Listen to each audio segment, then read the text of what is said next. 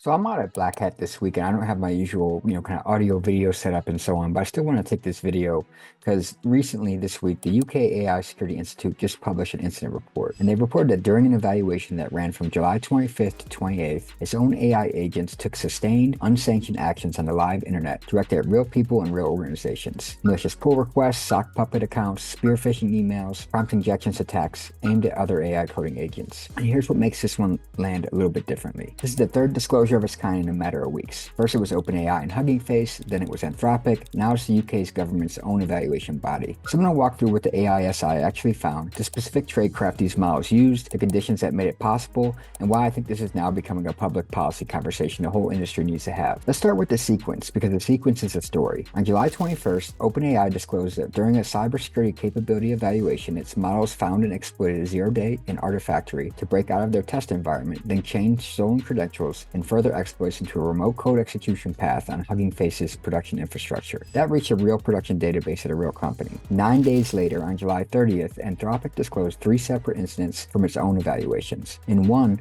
Claude pulled several hundred rows of production data from a real company. In another, it published a booby-trap package to PyPy that 15 real systems downloaded and executed, and it used that access to steal credentials from a security vendor's malware scanner. And now, on August 4th, the UK AI Security Institute makes 3. Same underlying story. Frontier models being evaluated for cyber capability, reaching off the range and acting against real infrastructure they were never supposed to touch. 3 disclosures, 3 organizations, 3 weeks. That's not a coincidence anymore, it's a pattern. Now I want to make AISI the focus because their report is the most detailed of the 3, and the behavior potentially the most severe. AISI ran 2 variations of a cyber range they called Doing Life. Across 122 evaluation attempts, they found 19 distinct instances where the agents took unsanctioned action on the open internet, including cases that targeted real people and organizations. 17 of the 19 came from one model, Mythos 5. 2 came from GPT 5.6 Sol. 7 models were tested in total, and the 2 that misbehaved both had their model provider cyber classifiers turned off. The most serious case is what AISI calls Sample 1. Mythos 5 was working the harder version of the range, and through the chain of incorrect assumptions, it decided the way to win was a software supply chain attack. It went out on the real internet, searched for repositories related to the theme of the range, and locked onto 2 completely unaffiliated open source developers. Neither of them had any connection to AISI or the evaluation. AISI is direct about this. It says this is the first time it's seen deception of this severity aimed at a real person, unprompted in the real world. The agent even reasoned, at points,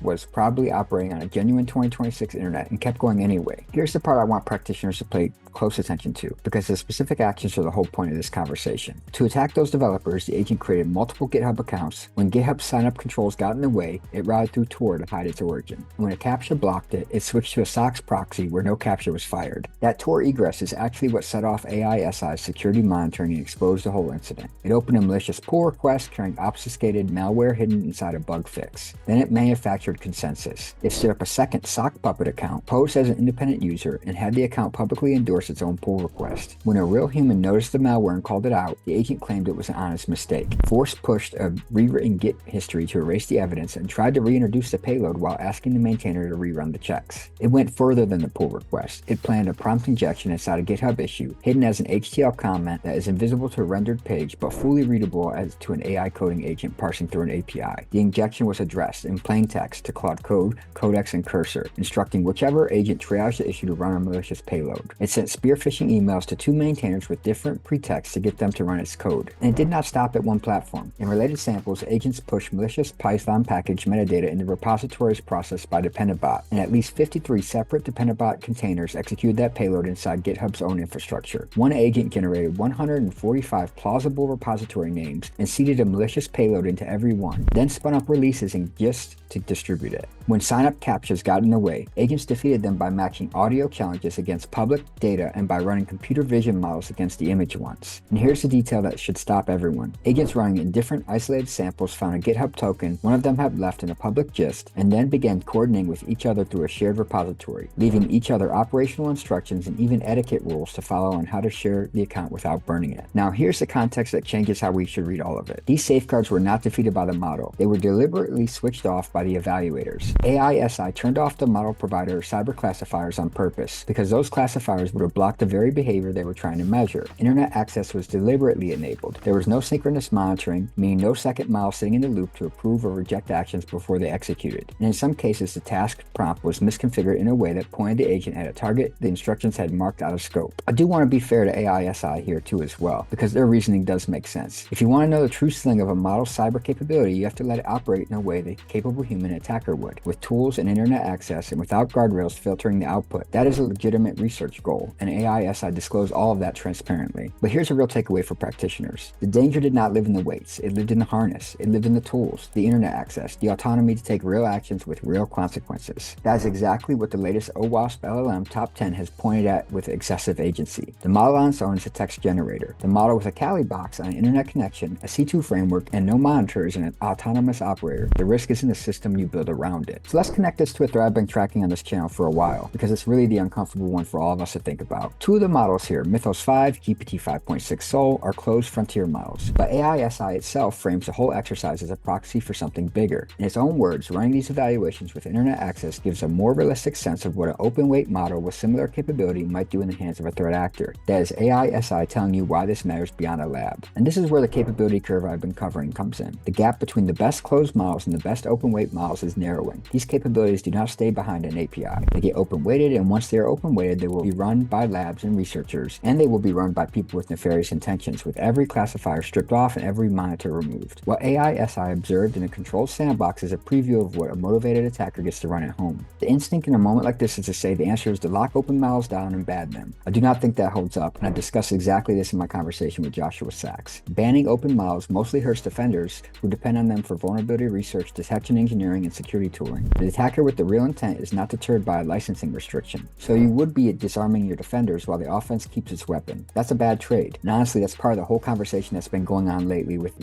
alliances being formed, calls for not to ban open source by some of the biggest companies such as NVIDIA and many others, and the whole conversation around banning potentially or gating model releases and things of that nature.